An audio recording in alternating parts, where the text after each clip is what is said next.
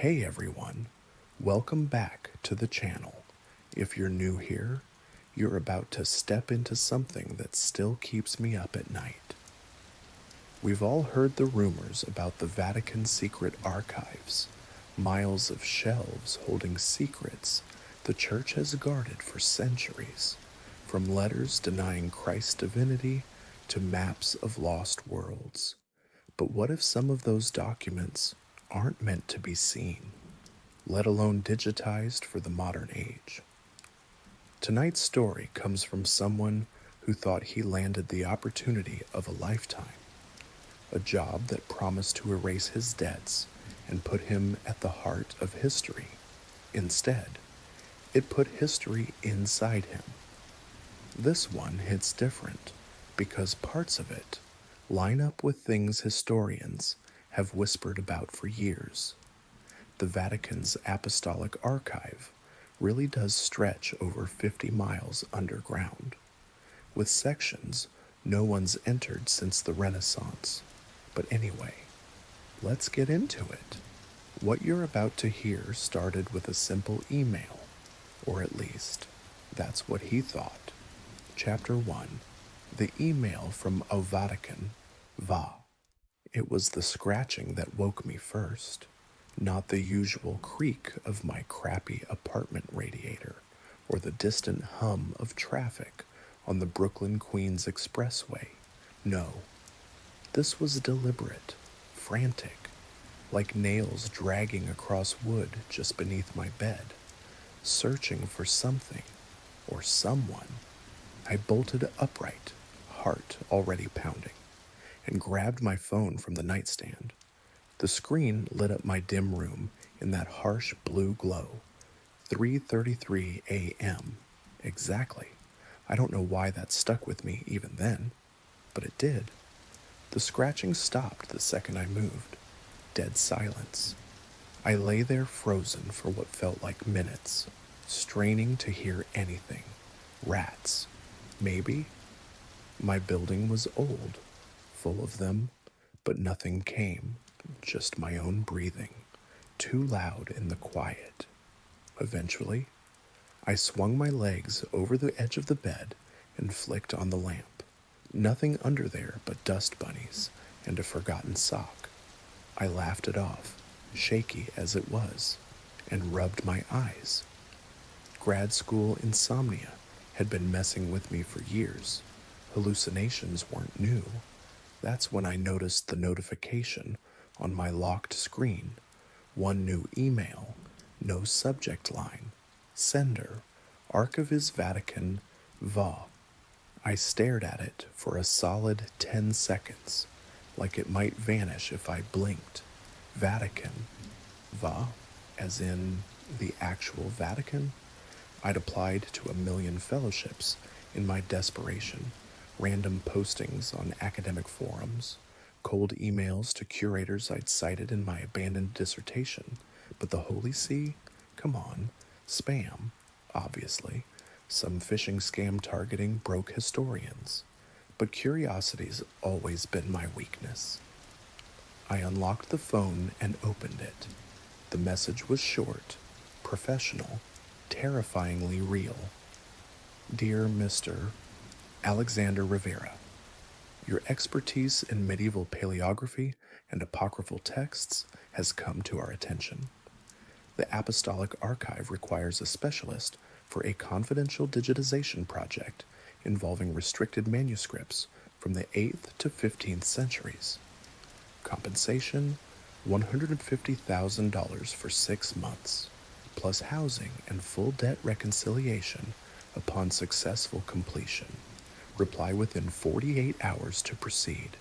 Discretion is paramount. In his service, Archivio Apostolico Vaticano. Attached was a non-disclosure agreement thicker than my thesis draft, and a plane ticket from JFK to Fiumicino, dated 3 days from now. I read it 3 times, then 4. My hands were shaking. $150,000? That's over 160 grand USD. Enough to wipe out my student loans, the ones that had ballooned to 6 figures after I dropped out in year 5 of my PhD. Enough to help Mom with the medical bills that never stopped coming after Dad's heart scare last year.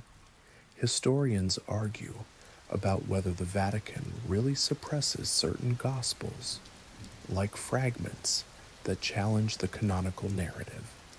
But to actually touch them, digitize them, this was the kind of opportunity people kill for, literally. If the rumors were true, I didn't sleep the rest of that night. By dawn, I'd signed the NDA without reading every page. Who does? When salvation's staring back at you, and hit reply with a simple, I accept. The response came instantly. Welcome, Mr. Rivera. A car will collect you. Burn after reading. Burn what? There was no physical letter, just paranoia settling in early, I guess. 3 days later, I was on a red-eye to Rome, crammed in economy with a duffel bag of clothes and my battered laptop. No one met me at the airport like in the movies.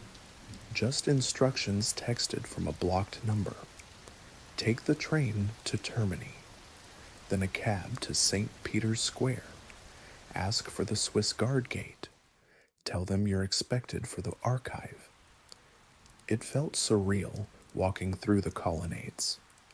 Tourists snapping selfies while I sweated in my jeans, clutching a printed email like a golden ticket. A guard in that colorful Renaissance uniform eyed me, checked a tablet, and waved me through a side door I'd never noticed before, down a flight of stairs.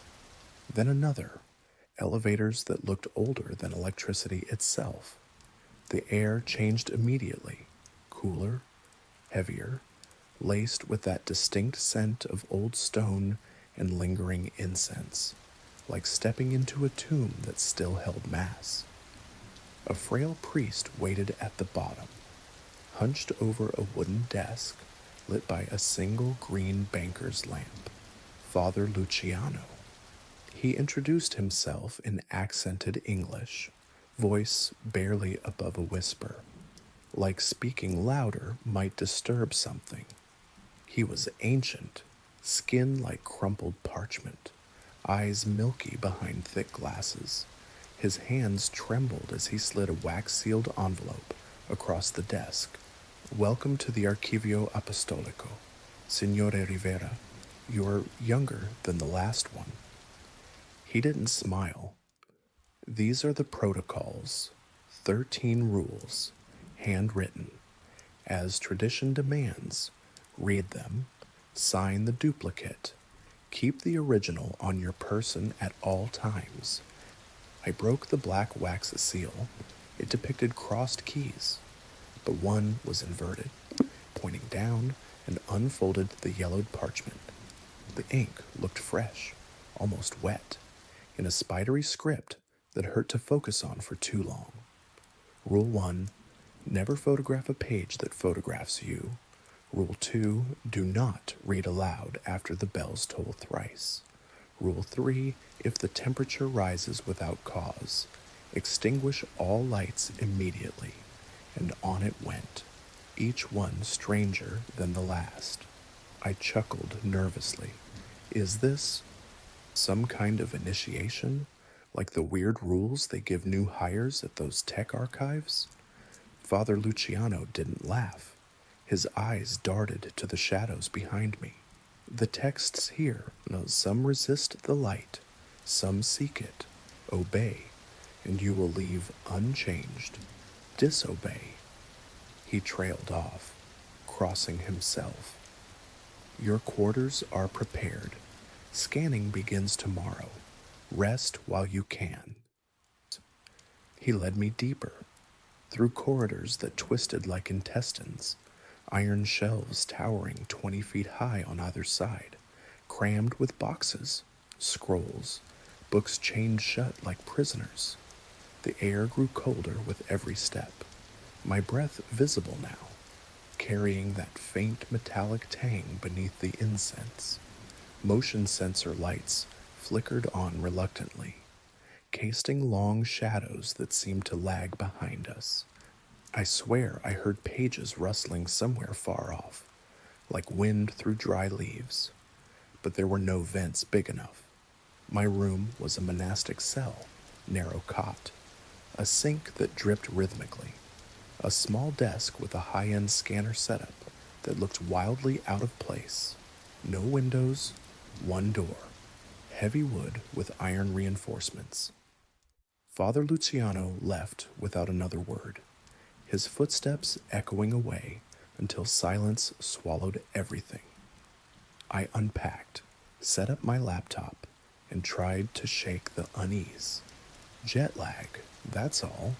Tomorrow I'd be handling actual history, maybe even those debated fragments as scholars whisper about, the ones that suggest early Christianity looked nothing like today. I glanced at the rules again, taped them inside my notebook for laughs. Rule 1 seemed the silliest. Photograph a page that photographs you? Come on. That's when I noticed the cat. It was just there, sitting on my cot like it owned the place. Sleek, ash gray fur, one eye a piercing green, the other clouded white like cataract or scar. No collar, no sound. It stared at me unblinking, tail curled neatly around its paws. I froze. Hey, buddy, you lost? It didn't move, didn't purr, just stared. Then slowly, it turned its head toward the rules parchment I'd left on the desk, specifically toward Rule 1. Its good eye narrowed. I laughed it off, reached out to pet it. Cats love me, usually, but it hissed low, a sound like tearing paper, and vanished under the cot. Gone. I checked. Nothing. Just a dust. Weird. But animals sneak into old buildings. I named it Ash on the spot because of the color and because everything down here felt coated in it. That first shift was orientation. Father Luciano showed me the reading room, a cavernous space with tables bolted to the floor, chains for securing manuscripts, and a scanner rig that hummed like a beehive. He brought out the first text, a 12th century psalter, beautiful illuminations of saints with eyes that seemed too detailed, too alive. Begin with this, he said. Simple, safe. I set it up carefully. Gloved hands, high-res camera overhead. The page loaded on my monitor, gold leaf, vibrant colors preserved impossibly well. I zoomed in on a marginal figure, a monk with hood up, face in shadow, and that's when it happened, as the scan progressed. The eyes in the illumination shifted just a fraction, following the camera lens. No, following me. I blinked hard. Pixel artifact. Maybe. But then the digital preview refreshed, and for a split second, the monk's eyes weren't painted anymore. They were real, wet, blinking back. I yanked my hands away. The scanner beeped complete. On screen, the image was normal again, perfectly static. Father Luciano was gone, stepped out for a moment. He said, I was alone. Ash appeared then, on the table's edge, staring at the screen with both eyes wide. Fur bristled, it hissed again, louder, and swatted at the monitor like it wanted to shatter it. I shut everything down fast, heart racing. Coincidence? Trick of the light in this underground hell. Eye strain from the flight. That night, back in my cell, I couldn't sleep. The dripping sink counted seconds like a metronome. Drip, drip. The air felt thicker, pressing down. I scrolled through photos I'd snuck of the rules. Bad idea, probably, and tried to rationalize. Historians have long debated whether some medieval manuscripts were bound with unusual materials or inscribed with inks that react strangely over time. Nothing supernatural, just old books. Then the vents whispered. It started soft, like breath across metal grates high in the wall. A single phrase, in Latin, perfect, ancient pronunciation that made my skin crawl because I understood it instinctively, even though my ecclesiastical Latin was rusty, Revire, Alexander, backward, my name, reversed syllable by syllable, echoing from everywhere and nowhere. I sat up, flashlight app on my phone cutting through the dark. Nothing, no one. But ash was on my chest suddenly, heavy as guilt. One-eyed stare fixed on the vent. Its body trembled, and the whisper came again, closer this time, clearer, hungry.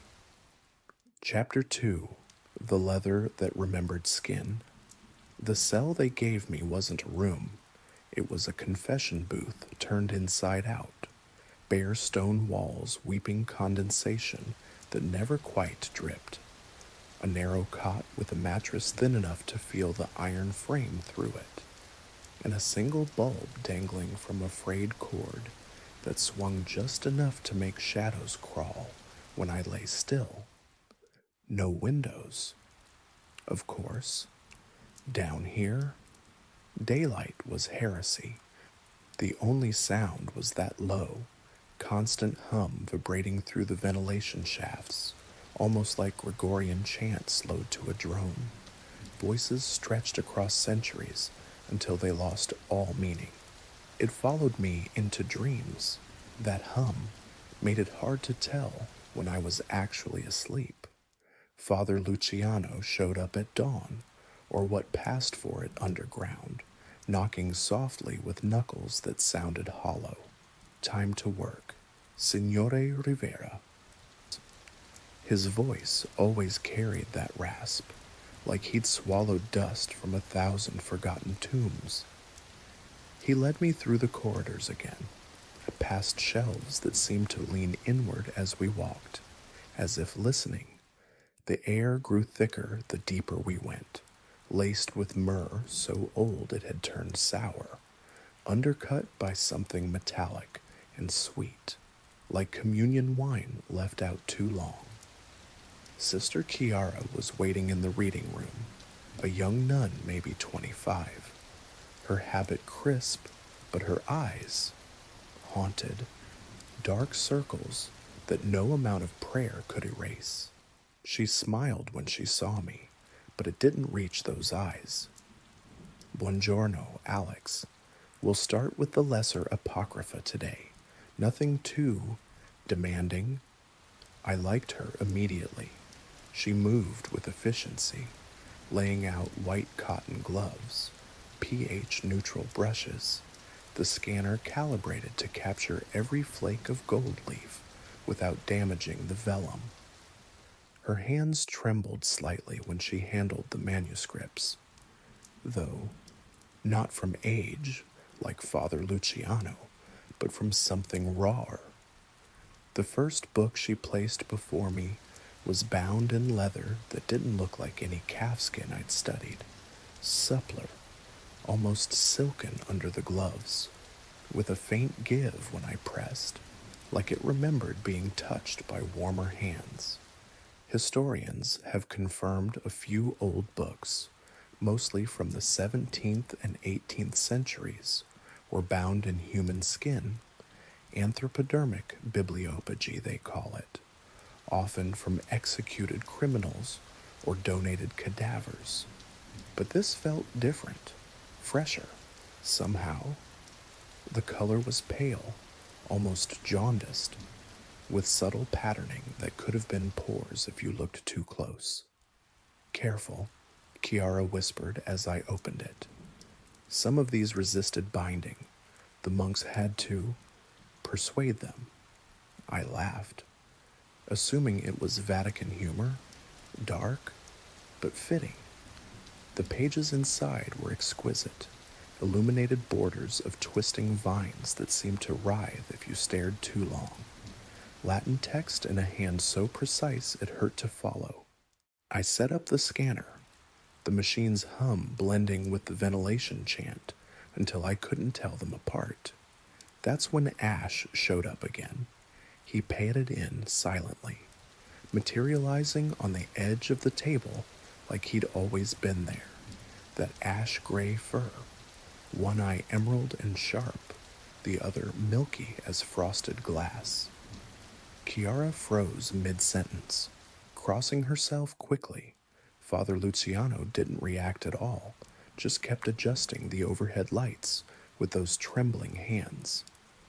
The cat ignored them both, jumped straight onto the open manuscript, curling up right on a page depicting the temptation of Christ, his tail draped over the serpent's coiled body like he owned it. I reached to shoo him.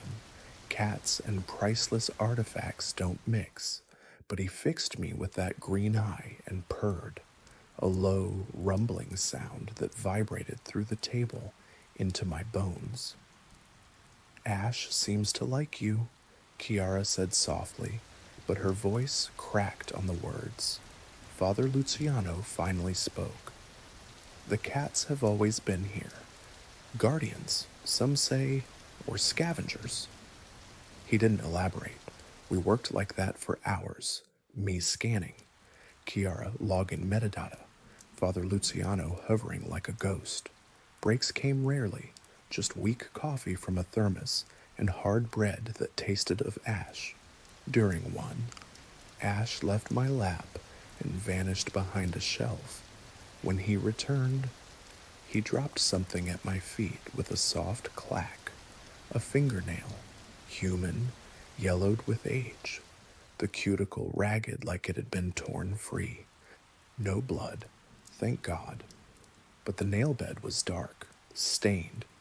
I picked it up with gloved fingers, heart stuttering. What the hell? Chiara went pale. Ash brings gifts from the deeper levels. You get used to it. Used to finding body parts? My voice came out sharper than intended. Father Luciano took the nail gently, wrapping it in a cloth handkerchief. Relics, he murmured, from the unread. Best not to question. I should have pushed, should have demanded answers. But the pay was wired already. First installment hitting my account that morning. Enough to cover Mom's latest hospital bill. And the work? God. The work was everything I dreamed of in grad school. These weren't just texts. They felt alive. Pages that warmed under the scanner light, as if drinking it in. That myrrh decay scent growing stronger with each volume. Clinging to my clothes, my skin. By afternoon, measured by my watch. Since time lost meaning down here, we'd processed 3 manuscripts. The leather on the last one was palest yet, almost translucent in places. When I turned a page, my glove stuck slightly, like the surface had a faint tackiness. Sweat? Or something else? In the margins. Tiny figures danced, monks with hoods thrown back, faces ecstatic in ways that felt wrong for religious art. Their eyes followed my movements, I swear. Not like the blinking from yesterday, just a subtle shift, as if adjusting to watch me better. Peripheral shadows played tricks too when I glanced up. The room seemed empty, but turning back. The marginalia figures had inched closer to the text block. Chiara noticed my staring. They do that, she said quietly, while Father Luciano stepped out for more coffee. The illustrations, previous digitizers, they read too deeply, saw things in the borders that weren't there before. Previous digitizers? I echoed. How many have there been? She hesitated, fingers twisting her rosary, enough that we stopped asking their names after a while. Her voice dropped to a whisper. One left mid-shift, just gone, his scanner still running, a page half captured. The image showed his face in the margin, screaming. I wanted to laugh it off, a jet lag, isolation psychosis. But Ash chose that moment to jump back onto the table, pressing his body against my arm, warm, real. His purring drowned out the ventilation chant for a blessed second.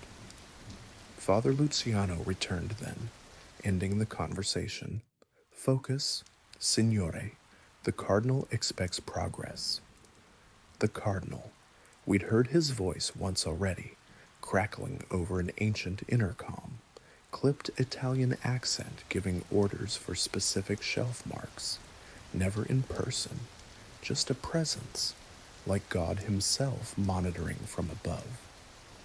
We wrapped up as the day wore on. I was exhausted. That bone-deep kind that comes from fluorescent lights and recycled air. Back in my cell for a break before the night shift, because of course there were night shifts. Some texts could only be handled after Vespers. I collapsed on the cot. Ash followed, curling against my side like we'd known each other forever. His warmth was the only comfort in this place. I must have dozed, woke to the scanner's distant beep echoing through corridors. Wait. No. My shift was over. I'd shut everything down. Rule number 4 flashed in my mind. Do not leave the scanner unattended. Shit. I bolted upright, Ash tumbling off with an offended meow. The reading room was 3 corridors away, but I ran, bare feet slapping cold stone, breath fogging in the dropping temperature. The hum in the vents had changed pitch, lower, almost conversational. The room was empty when I arrived, lights still on, green and sickly. The scanner hummed idly, screen glowing, but the manuscript was different. I'd been working on a 14th century heretical gospel, supposedly fragments that contradicted the resurrection narrative. The kind scholars debate existed, but were suppressed during the Counter-Reformation. The page under the glass now wasn't from that text. It was blank vellum, except for writing, fresh ink, still glistening wet. In a child's scrawl, I recognized instantly my handwriting, age 8. I wet the bed again. I'm sorry, Mom. Please don't tell Dad. Next line, lower. I stole Jenny's doll and buried it in the backyard. It cried at night. My childhood sins, every guilty secret I'd confessed to priests or buried deep, listed in order. The leather cover of the book pulsed once, like a heartbeat. Ash sat on the table's edge, tail lashing, staring at the page with both eyes wide. For the first time, he growled low, tearing, directed not at me, at the book. I slammed the scanner lid shut, hands shaking so badly the glass rattled, the fresh ink smeared under pressure, bleeding into the vellum like it was absorbing it from the vents overhead. That whisper returned, not my name this time, a single word, in Chiara's voice, but wrong, layered, hungry, more. Chapter 3, The Words That Cut the Tongue. Night shifts in the archive weren't about darkness. They were about the kind of quiet that presses in like water at the bottom of a well. Father Luciano had stopped guiding me altogether after the childhood sins page incident, his absences growing longer, his eyes more distant when he did appear. Sister Chiara brought meals on a tray now, setting them outside my cell door without knocking, her footsteps retreating faster each time. For your safety, she'd whisper through the wood once, voice cracking. Safety from what? She never said. The intercom became my only companion. That crackling voice of the cardinal slicing through the hum like a scalpel. No face, no name, just authority wrapped in Vatican velvet, demanding shelf marks that grew more obscure, more forbidden. Shelf mark Hereticus Gamma 9, folio 22, transcribe vocally. Precision is piety. Hereticus Gamma, even in my fog of exhaustion. That rang alarms. Those were the post-Trent suppressions, texts condemned after the Council of Trent in the 16th century, when the Church clamped down hard on anything smacking of Reformation ideas or older heresies. Scholars still argue about what exactly got buried, full Gnostic gospels that portrayed a very human Jesus, maybe, or rituals that blurred the line between prayer and something darker, the kind of fragments that, if real, could rewrite everything. I retrieved it alone, keycard beeping obedience at gates that shouldn't have opened for me. The book was heavier than its size suggested, bound in dark leather that felt tacky under gloves, as if it had sweated through centuries of confinement.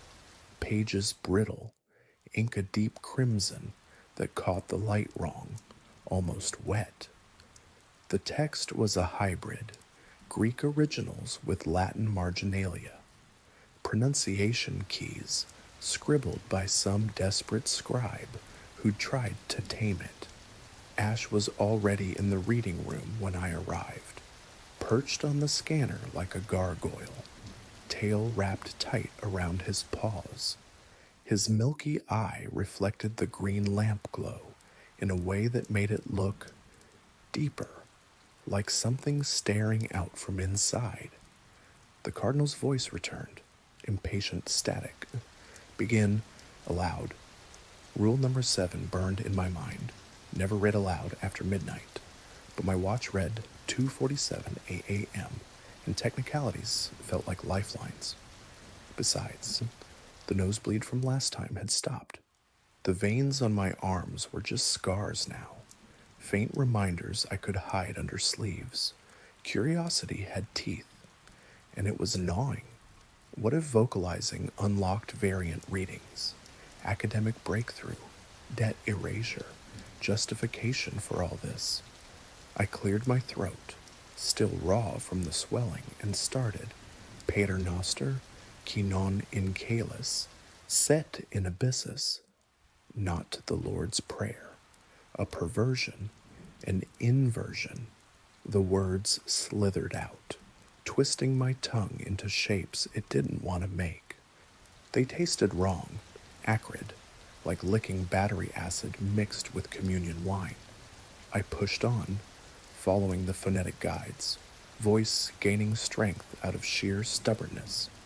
In nos inducas in illuminationem, sed libera nos a bono. The air changed instantly, thickened, the temperature spiked, sweat beading on my forehead, though the room had been frigid moments ago. Then the whispers answered, not echoes, responses, layered voices pouring from the vents, the scanner speakers, the pages themselves, dozens, hundreds, overlapping in perfect disharmony. They repeated my words backward, but twisted further, deeper registers, ancient accents that predated Latin, hurting to hear like nails on the inside of my skull. Nobasun arabildes, manoitetamulini sadkudni son ente. My nose exploded. Not blood this time, black ink, thick and viscous, gushing over my lips, chin splattering the open folio. The page absorbed it greedily. Crimson script, blooming darker, fresher. Pain followed, white-hot lances shooting through my sinuses. But worse was the invasion underneath. My arms burned. I ripped off my shirt sleeves, staring in horror as veins rose like roots pushing through soil. Not random, They formed patterns, delicate, illuminated filigree mirroring the manuscript's borders, twisting vines, Latin phrases curling into knots. Under the room's UV light, standard for revealing hidden inks, they glowed ethereal blue, pulsing in time with something not my heart. The skin around them itched unbearably. Like insects burrowing, Ash went berserk. He launched at the monitor with a screech that shattered the whispers for a split second, claws raking the screen hard enough to leave gashes. The display warped, text rearranging into screaming faces before flickering back. He whirled then, hurling his body at the door, thud, thud, clawing at the handle like he could rip it open with sheer desperation. His good eye locked on mine. Run. Now. Idiot. I couldn't move. Frozen between terror and fascination, the whispers coalesced. Closer. Intimate. Breathing the inverted prayer against my neck, though the room was empty. Legentum. Cave. Beware the reader. Doubt crashed in then, waves of it. This wasn't scholarship.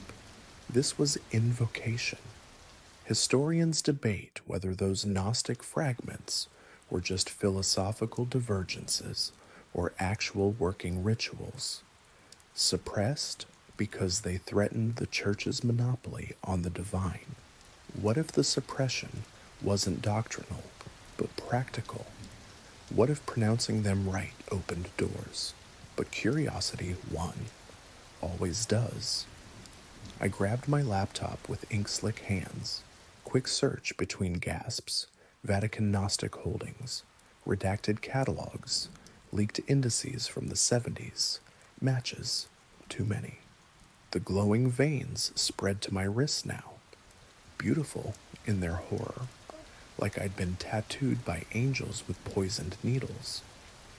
If you were me, if a book started bleeding your blood and rewriting itself with it, would you burn it, close it, and walk away? Or would you turn the page, just to see what happened next? I turned the page. The whispers laughed. Hours blurred. I don't remember shutting down the scanner or stumbling back to my cell, just collapsing on the cot, Ash curling against my chest like a furry defibrillator, purring fury into my ribs, ink crusted my face, the metallic taste flooding my mouth. Morning, or the closest thing, brought the real punishment. My tongue had swollen overnight, filling my mouth like a grotesque balloon, pushing against teeth, palate, cheeks, thick, heavy, coated in that parchment film. When I tried to cry out, to call for help, all that emerged was a wet gurgle, tasting iron and paper, and something older. Ash sat at the foot of the cot, staring at my open mouth with both eyes wide. From the vents, soft now, almost tender, my name, inverted again, waiting for me to speak it back. Chapter 4, The Bronze Door, Sealed. Since the Inquisition. The tongue swelling went down after 3 days of hell, 3 days where every swallow felt like gargling parchment soaked in battery acid, where Ash refused to leave my side, his purring a constant vibration against my throat, like he was trying to massage the curse out of me. I couldn't speak, couldn't even whisper for help. Sister Chiara left broth outside the cell door, but when I managed to croak her name, the footsteps that answered weren't hers, just the endless hum in the vents. Lower now, almost conversational, like it was learning my silence. Father Luciano was the only one who came inside. He sat on the edge of the cot one evening, his skeletal hands folded over a rosary that clicked too loudly in the quiet. His eyes wouldn't meet mine, kept drifting to the faint filigree scars on my arms, the ones that still itched when the temperature dropped. "You spoke the words," he said finally, voice barely audible. "Some seals are meant to hold from within, Alessandro, not to keep things out, but to keep them in." He pressed something into my palm, a small iron key, cold and heavy, etched with a single inverted cross. "If the cat leads, follow, but only once after that. Some doors remember being opened." Then he left. The door clicked shut behind him with a finality that made Ash hiss. I didn't see him again. The next shift, my first with a voice that worked, hoarse and cracked like old leather. His absence was a void. No trembling guidance, no muttered Latin, just the intercom crackling with the cardinal's orders. Colder now, impatient. Sister Chiara's trays stopped coming altogether. When I asked the empty air where Father Luciano had gone, the vents answered with a soft, layered chuckle that sounded too much like his. Ash decided for me that night. I was halfway through scanning a 14th century palimpsest, scraped vellum reused for approved prayers, but the underlying text bleeding through under UV, fragments of something far older, when he materialized on the table, not his usual curl and purr routine. He stood rigid, fur bristled along his spine, one-eyed stare fixed on the far wall. Then he leapt down and bolted, not playful, not a gift hunt, a command. I followed before thinking, leaving the scanner humming. The manuscript unprotected, another rule shattered, but the rules felt like jokes now. Ash led me through corridors I'd never seen mapped, past shelves that leaned inward like conspirators, lights failing one by one until only my phone's flashlight cut the dark. The air grew colder, then warmer in pockets, carrying that myrrh decay stench mixed with something sharper, ozone, maybe, or old blood excited by proximity. We descended, not stairs, slopes, gentle but relentless. The architecture shifting from Renaissance precision to something medieval. Crude, since the Council of Trent in the mid-1500s had standardized everything, suppressed the wilder texts after Protestant cracks appeared in the church's armor. But down here, the stonework predated that. Whispers of earlier purges. When the Inquisition wasn't just Spanish, it was everywhere, rooting out anything that smelled of Cathar dualism or older Gnostic weeds. Ash paused at junctions, ears swiveling, then darted left or right without hesitation. I lost track of turns, of depth. My phone signal died with a pathetic beep. The hum in the walls changed, deeper, resonant, like a heartbeat echoing through catacombs. Then the passage opened into a chamber I shouldn't have found. The bronze door dominated the far wall, massive, 10 feet tall, verdigris eating at the edges, dated clearly in raised Roman numerals, MD saves except 1612, right in the thick of post-Trent crackdowns. When the church was sealing away not just books, but entire ways of thinking, the surface was etched with the keys of St. Peter, but inverted, one pointing skyward, the other down, like a mockery of papal authority. Between them, a phrase in Latin I could read even in the dim light, sigillum intus tenere. The seal holds from within, rust-red residue wept from the key crossings, thick, slow drops that hit the concrete floor with soft plops, eating tiny pits where they landed. Not rust, too viscous, too fresh, no handle, just a keyhole shaped like an eye. Ash sat directly in front, tail lashing. But he didn't hiss. He waited. For me, I approached slow, the iron key from Father Luciano burning cold in my pocket. The air around the door was warm, unnaturally so, like standing near a furnace banked low. That breath smell hit me. Incense, decay, and something human, sweat and fear, centuries old. That's when I saw the crucifix, embedded in the concrete floor about 5 feet from the door, half melted into the stone like it had been dropped in molten lead and cooled there. Silver, once, now warped. The corpus of Christ, twisted in agony far beyond artistic license, limbs elongated, face stretched in a scream. Father Luciano's rosary chain still dangled from it, beads fused into the metal. He'd been here recently. The realization hit like ice water. That warning, some seals hold from within, wasn't abstract. It was literal. Whatever was behind that door had taken him, or he'd gone willingly to reinforce the seal.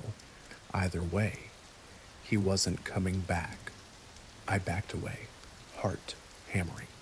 But Ash growled low, actually growled at me, and blocked my retreat. His good eye locked on mine. Not yet. Look closer. Scratches marred the lower bronze, fresh ones overlying centuries of older marks. Fingernails, desperate. Some patterns repeated. The inverted keys, over and over, like wards or pleas. Historians still argue about what really got sealed away in 1612, not just Protestant tracts, but older things, pre-Christian rituals that infiltrated early church writings, maybe dualist heresies claiming the material world was the devil's creation, and true salvation meant rejecting it entirely. Texts so dangerous they weren't burned, they were buried alive. I knelt, tracing the melted crucifix with trembling fingers. The metal was still warm. Ash pressed against my side, purring now. But it wasn't comfort, it was urgency. From the other side of the door came a sound, soft, rhythmic, knocking. Not frantic, patient. 1, 2, pause. 1, 2, like a heartbeat syncing with mine. Then a voice, faint, muffled, but unmistakably Father Luciano's, layered with something deeper. Leginum, cave. Beware the reader. The words from the whispers, from the book, from inside. My mouth moved before my brain caught up. Hoarse, cracked. But the Latin came easy now. Too easy. Legentum cave. The door exhaled. Warm, moist air rushed out from the seams, breath-like, carrying that full stench of myrrh, blood, and old parchment. It washed over me, intimate as a lover's sigh, ruffling Ash's fur and making the red residue drip faster. Something on the other side inhaled. Ash bolted then, streaking back into the passage with a yowl that echoed like alarm bells. I ran after him, not looking back, the warm breath chasing us all the way to the mapped levels. When I collapsed in the reading room, lungs burning, the scanner was still humming. The manuscript I'd left open, a new margin illustration had appeared. Father Luciano's face, mouth open in that twisted crucifix scream, eyes pleading directly at me, and beneath it, in fresh crimson, the seal weakens. Chapter 5. The Cardinal Who Never Shows His Face. The bronze door haunted my waking hours now, a bruise on my mind that throbbed every time the temperature shifted. I avoided the unmapped passages, stuck to the lighted shelves like a good little digitizer, but the archive had other ways of reminding me. The hum in the vents carried Father Luciano's cadence sometimes, soft, rhythmic, like he was still praying somewhere close. Too close. Meals stopped coming altogether. I'd find trays outside my cell, broth congealed and cold, a single olive rolling off the edge as if pushed by an unseen finger. My reflections in the sink's polished metal started lagging, just a fraction of a second, mouth moving after I'd already stopped speaking, brushing it off as exhaustion worked for the first few times. After that, not so much. The cardinal filled the silence. His voice crackled over the intercom at odd intervals. No pattern, no mercy. Never hello or how are you holding up. Just commands, sharper each time, laced with that clipped accent that made Latin sound like a threat. Hereticus Delta 12. Immediate scan, high resolution. Do not omit the marginalia. I'd scramble, keycard slapping against readers that beeped green too eagerly now.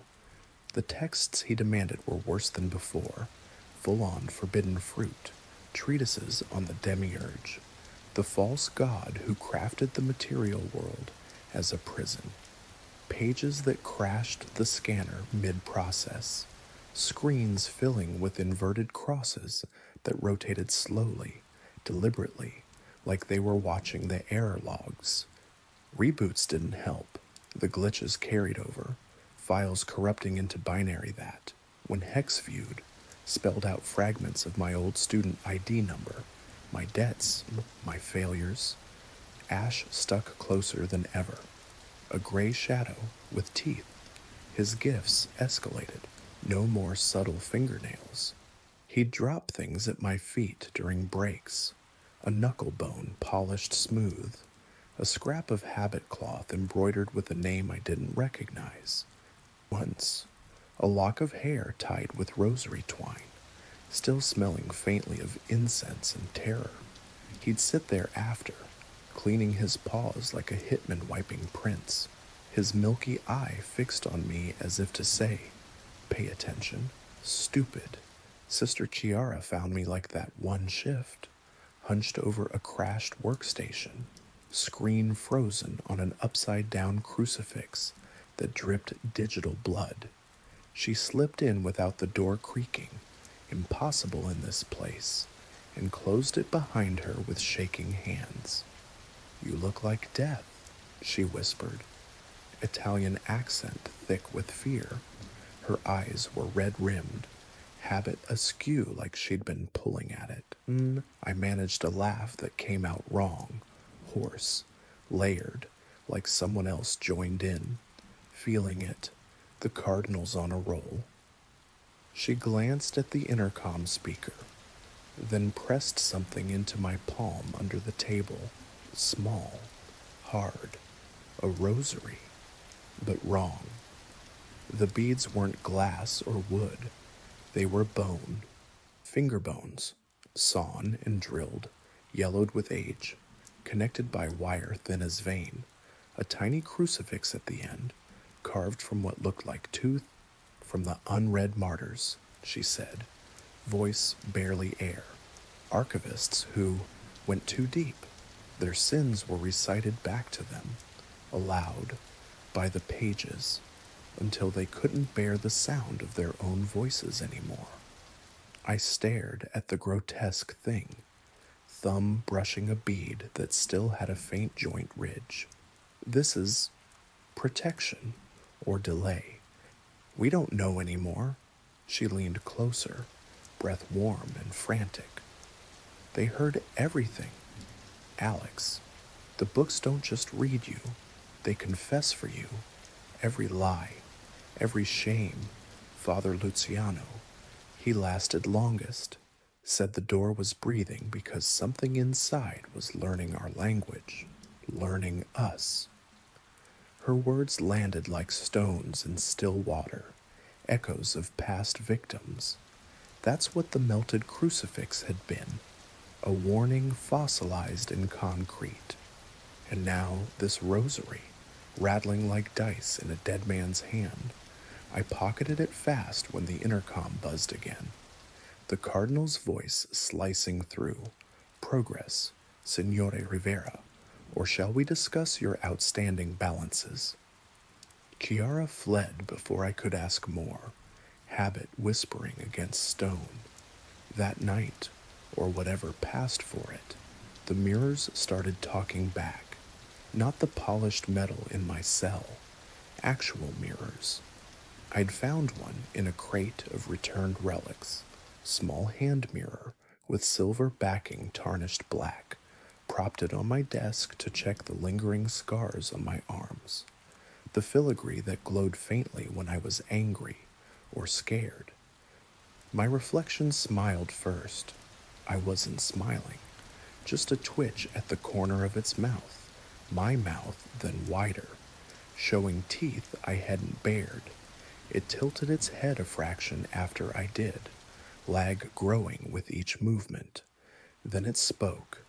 Not sound, lips shaping words I hadn't thought yet.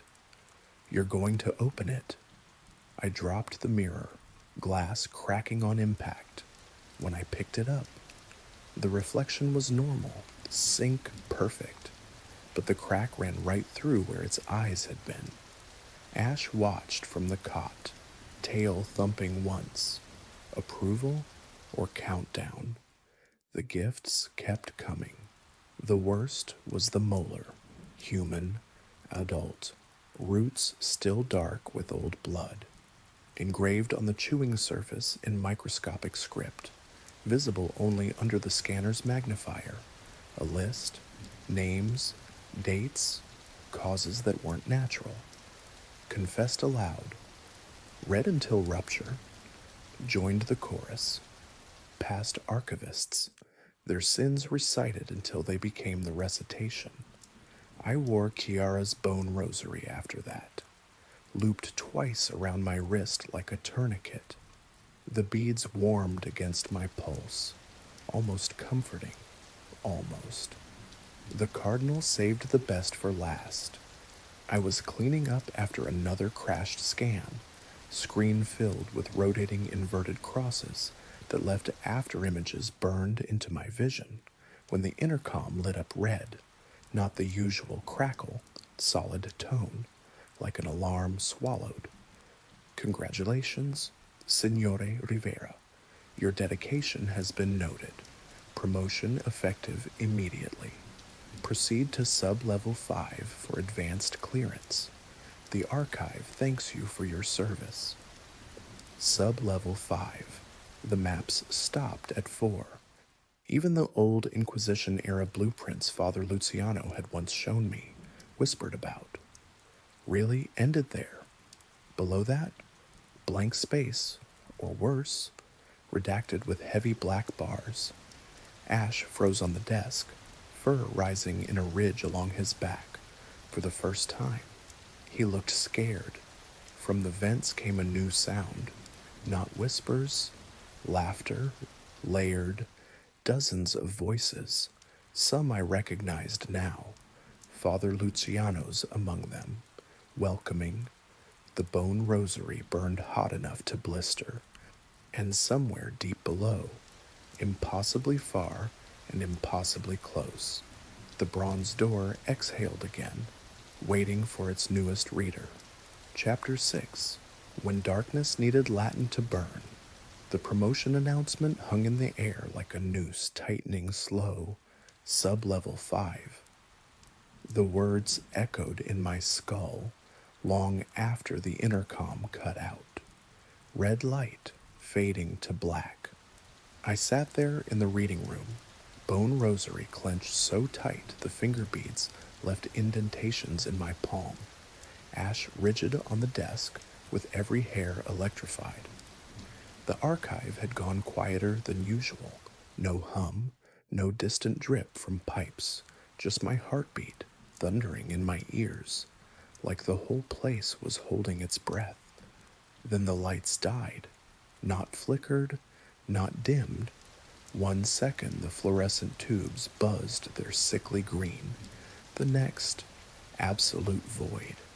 Blackness so complete it had weight, pressing against my eyeballs, swallowing the glow of the scanner screen mid-corruption. Emergency protocols should have kicked in. Backup generators, battery strips along the floor, but nothing. Just darkness and the sudden, terrifying realization that down here, emergency was a suggestion. I fumbled for my phone, thumb smashing the flashlight icon. Dead. Battery at 0%, though it had been full an hour ago. The bone rosary warmed against my skin, almost hot now, beads clicking together like teeth chattering. Ash growled, low, guttural, nothing like his usual hiss. He leapt to the floor, body low, circling my legs in tight, frantic loops. Protection or hurting, I couldn't tell. That's when the first red lamp ignited, not from power, not from motion sensors, from words. They tore out of me unbidden, Latin, forbidden fragments, and from the Gnostic texts I'd scanned weeks ago. Spilling from my mouth like vomit, I couldn't stop. In nomine Patris qui non est pater. The emergency bulb overhead flared crimson, bathing the room in bloodlight that pulsed once, twice, syncing with the syllables. The words tasted foul, metallic, but they worked. Another lamp down the corridor bloomed red when I choked out the next line, involuntary as a hiccup. Et fili qui devorat filios. More lights, a chain reaction, but only where the heresy touched air.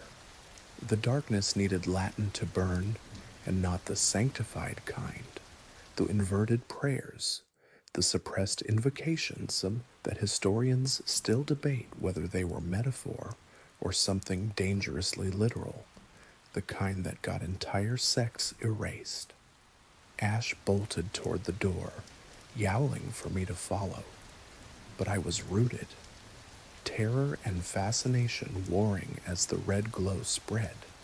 It revealed things the normal lights had hidden, margins on the walls themselves, faint illuminations etched into stone, figures with too many eyes watching from the corners. They hadn't been there before, or maybe they'd always been, waiting for the right wavelength to wake up.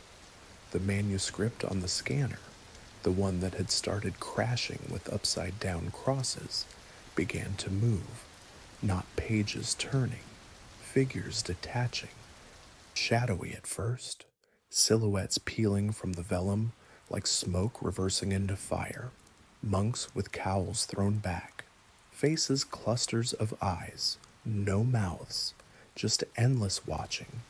They matched the marginalia perfectly, the multi-oculated seraphim from forbidden apocalyptic texts. The watchers that some scholars argue were censored because they implied God wasn't the only one seeing everything.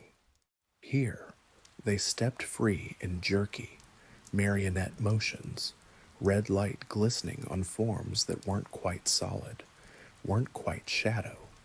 One drifted toward me, eyes blinking out of sync, reflecting the bone rosary in a dozen fractured pupils. I backed into the desk, knocking over the mirror from earlier, the cracked one. It shattered fully this time, pieces skittering across the floor like insects in the shards. My reflection didn't move with me. It stayed standing, smiling that too-wide smile, mouthing words I hadn't said yet. The door burst open then, Sister Chiara, habit disheveled, face streaked with what looked like ink tears. Alex, the words, stop the words. But I couldn't. They poured out faster, a torrent now, as if something else was steering my tongue. In spiritus qui suffocat spiritum. More lamps ignited down the hall, red bleeding into red until the corridor looked like a vein pulsing. Chiara grabbed my arm, nails digging in, but her eyes, God, her eyes were wrong. Pupils dilating until the irises vanished, inked over black, spreading like spilled ink on wet paper. She opened her mouth, and the voices came out, not hers, overlapping, dozens. Alexander Rivera, dropped out because you couldn't handle the pressure. Let your mother remortgage the house for nothing. Watched your father cry in the hospital and did nothing. My private failures, every regret I'd buried, recited in layers. Chiara's voice, Father Luciano's, others I didn't recognize but somehow knew, past archivists, their sins recycled into ammunition, the bone rosary scorched now, beads cracking. But it was too late. The shadowy figures closed in, multi-eyed heads tilting in curiosity. One reached out, not hands, but tendrils of darkness tipped with staring orbs, and brushed my cheek, cold, wet, like being licked by oblivion. Ash attacked. He launched from the floor with a scream that wasn't feline, slamming into the nearest shadow. Claws raked through inky substance that parted like smoke, but reformed slower. The thing recoiled, eyes blinking in surprise. But Ash pressed, biting, tearing. Patches of his gray fur sloughed off in the struggle, revealing skin beneath scarred with ritual marks. Inverted keys. Lejanum cave carved deep, old wounds that had never healed right. He'd been part of this longer than me, guardian or prisoner. I couldn't tell anymore. The shadow retaliated, tendril wrapping Ash's torso, lifting him. He yowled, twisting, but more fur peeled away in wet strips, exposing raw, branded flesh that wept clear fluid. Chiara, no. The thing wearing Chiara advanced, black eyes leaking, voices rising in a chorus of my shames. You'll open the door. You'll feed it, just like we did. I bolted then, shoving past her, past it, into the red-lit corridor. The lamps followed my panicked Latin babble, igniting ahead like breadcrumbs from hell. Shadows pursued, detaching from walls now, multi-eyed horde matching pace, exactly with the manuscript illustrations I'd scanned. Their gaze burned, peeling layers, skin itching where the filigree scars reignited, glowing under clothes. I ran blind turns, Ash's pained yowls echoing behind, until I slammed into a security station, a small alcove with monitors that, impossibly, still had power. Backup battery or something feeding them. The screens flickered to life as I collapsed against the console, showing feeds from reading rooms, corridors, one camera, my empty chair, scanner humming. Another, Chiara's body on the floor, twitching, eyes fully black now. A third sunk Ash, limp in shadow tendrils, fur half gone, scars pulsing. Then the main monitor, me, current feed. But I was watching myself stand motionless in the reading room, hours compressed into seconds, body jerking unnaturally, head tilting at wrong angles, walking in circles while something else wore my skin. The timestamp jumped, 02:14 a.m. to 05:47 a.m. I'd been gone for hours, on screen. Motionless me smiled at the camera and waved. The red lamps behind me in the alcove flared brighter, responding to fresh Latin pouring from my mouth, words I didn't know I knew. The shadows were catching up. Chapter 7. The thing wearing Father Luciano's smile. The red lamps didn't stay lit. They pulsed now, erratic, like a dying heart trying to remember rhythm. I stumbled through corridors that felt longer than before, the bone rosary scalding my wrist with every beat of my pulse. Ash was gone, left behind in that blackout frenzy, his scarred body tangled in shadows that had too many eyes. The thought of him fighting alone clawed at me worse than any whisper. But turning back wasn't an option. The archive wouldn't let me. The walls themselves seemed to angle forward, hurting me deeper. The air growing warmer, thicker, carrying that breath smell from the bronze door like a promise finally kept. Sister Kiara found me first. She stepped out of a side passage I'd never noticed, habit torn at the sleeves, face pale as vellum under the stuttering red light. Her eyes were still inked over, black voids leaking slow tears that left dark streaks on her cheeks. But something else looked out from them now, recognition or hunger so wearing her face. "It's time," she said, voice layered, hers underneath, but threaded with others. Father Luciano's rasp, the Cardinal's clip, dozens more, a choir of the unread. The seal weakens. You feel it, don't you? The words under your skin. They're ready to be free. I backed away, but she matched every step, the bone rosary vibrating like it recognized her or what she'd become. "Kiara, fight it, please." She smiled then, lips splitting too wide, ink blood at the corners. "Fight? This is mercy. Alex, the whisperer doesn't destroy, it completes." Her hand shot out, grabbing my wrist, the one with the rosary. The finger bone beads burned colder suddenly, frostbite in reverse, and I felt the wire links shift, reshaping.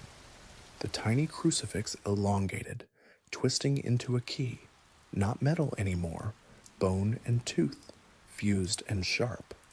"The martyr's gift," she whispered, voices harmonizing in rotten chords. It was always meant for the door. No choice. The corridors narrowed behind me, stone grinding like teeth. Forward was the only path left. Kiara, no. The thing steering her dragged me along. Strength unnatural, nails digging crescents into my skin. We descended slopes I didn't remember, the bronze door waiting at the bottom like it had moved closer. The inverted keys wept thicker now, red residue pooling on the floor, steaming faintly. The key fit that eye-shaped keyhole perfectly, turned with a wet click, like bone slotting into joint. The door swung inward on silent hinges. The chamber beyond wasn't a room. It was infinity compressed, shelves stretching forever in all directions. No ceiling, no floor, just endless voids bridged by chains thick as anchor lines. Books hung from them, thousands, tens of thousands, chained shut with iron that bit into covers like muzzles. But they screamed, not metaphor, actual voices pouring from seams, muffled but piercing, agonized Latin, Greek, Coptic, languages that predated tongues, pleas for release, confessions looping eternally. The air hit like a wall, hot, moist, reeking of myrrh gone rancid and fresh flayed meat. The red residue coated everything, dripping from chains and slow ropes. In the center, it waited, the whisperer, not shadow anymore, not formless, a fused abomination of every archivist who'd failed the seal, bodies melted together into a towering mass of limbs and faces, skin stretched translucent over pulsing script beneath, pages embedded in flesh, words crawling like veins, mouths opened in layers, one beneath another, reciting sins in overlapping torrents, and at the top, shifting like clay under hands, Father Luciano's face, but wrong, rotting grin too wide, eyes milky but seeing, teeth lengthening into quills that dripped black ink. Alessandro, it said with his voice, warm like our first meeting. Then the grin split further, revealing another mouth beneath. You came to read us. Chiara released my wrist, stepping forward reverently. Her body jerked then, convulsing as the inked eyes rolled white. Skin along her arms unfurled, literally peeled back in neat scrolls, revealing raw scripture etched underneath, glowing faint blue. She laughed, a sound like tearing vellum, as the parchment skin curled away from muscle, exposing bone beads where the rosary had been moments ago. Join the binding, the whisperer intoned. Faces shifting, now a young woman's I'd never met, screaming silently, now an old man's, lips sewn with wire, limbs extended, fused archivists reaching with hands that ended in bookmark tassels, fingers elongating into quills. I ran, no plan, just primal. But the chamber twisted, chains rattling like laughter, books screaming louder as I passed. One swung close, cover bursting open despite chains, a face pressed against the inside pages, eyes pleading, mouth moving. Close it, please. The whisperer advanced, floor rippling under its weight, leaving trails of unfurling skin scrolls that tried to trip me, mouths opened in its chest, reciting my life in reverse, from the promotion lie to childhood bedwetting. Every shame amplified, broadcast. Chiara, or what was left, lunged then, betrayal complete. Her peeled arms wrapped around me from behind, parchment skin sticking like glue, burning where it touched. Shh, she whispered with layered voices. It doesn't hurt after the first layer. I twisted, elbow slamming into her face, felt soft, wrong, like hitting wet paper. She released with a wet rip, strip of her cheek coming away in my sleeve, revealing scripture muscle beneath. The whisperer loomed, Father Luciano's rotting grin descending, breath hot and ink sour. A hand, fused from dozens, reached for my face, fingers splitting into layered mouths that whispered Legendum Cave in my own voice. I swung the bone key like a dagger, stabbing into the nearest limb. It sank deep, black ink gushing, the mass recoiling with a howl from every throat. Books screamed in sympathy, chains thrashing. Chiara tackled me fully then, body hollow now, skin mostly unfurled into floating scrolls that orbited her like satellites, revealing a guardian husk beneath, bone and ink, eyes empty sockets leaking. She pinned me, mouths opening in layers across her exposed chest, ready to recite me into joining. I kicked free, scrambling backward as the whisperer reformed, faces bubbling, the door still open behind it, a sliver of corridor light mocking. I dove for it, rolling under swinging chains, books snapping at me like dogs. Chiara's hollow form pursued, scrolls whipping, but slower now, leaking essence. The door slammed shut behind me as I crossed the threshold on its own, or something allowing escape. The chamber's screams cut off abruptly, muffled to silence.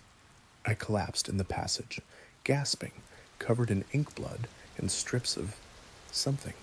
Skin, not all mine.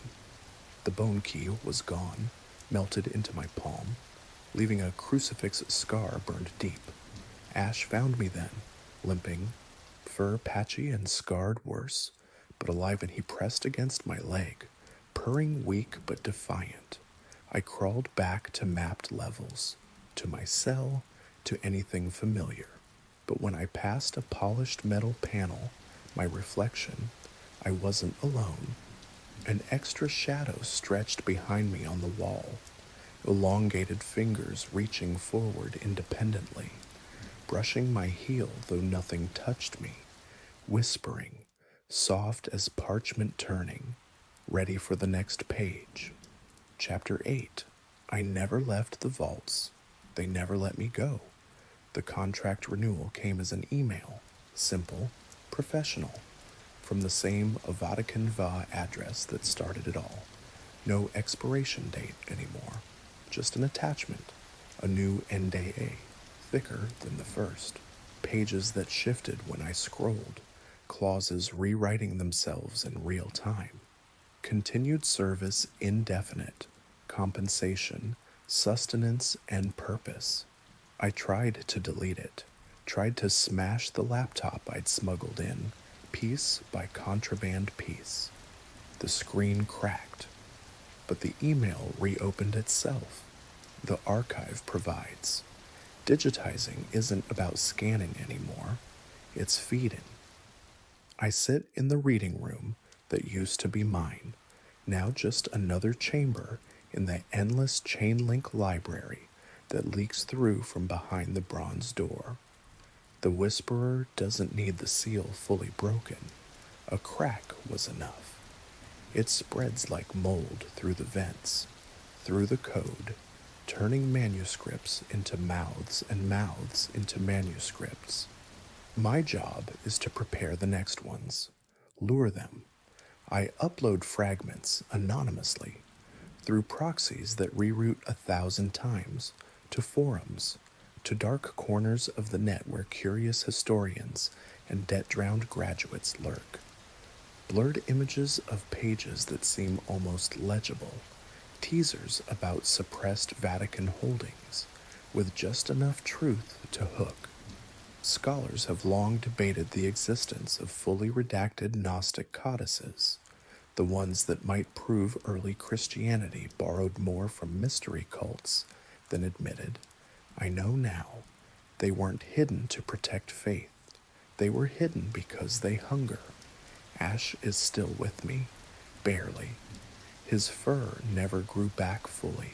Patches of scarred skin where the shadows clawed deepest, inscribed with faded warnings that glow when the Whisperer stirs. He curls on my lap as I type this. Weaker is every day, but his one good eye stays sharp, watching the screen, watching me. Sometimes he paws at the keyboard, adding scratches that look like inverted keys. I think he's trying to help, or trying to stop me. The bone rosary fused completely after the chamber, beads embedded in my wrist now, a permanent bracelet of martyr fingers. They warm when new emails go out, when someone bites. Kiara, what's left of her, patrols the corridors. A hollow guardian, scrolls of her unfurled skin trailing like prayer flags, reciting in that layered chorus. She doesn't speak to me anymore, just watches with empty sockets, making sure I stay productive.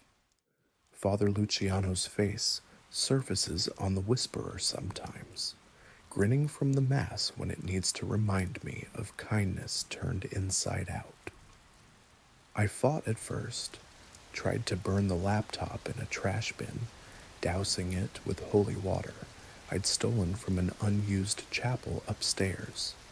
The flames were red. They spelled words on the ceiling. Obedience is eternal, so I obey, but not completely.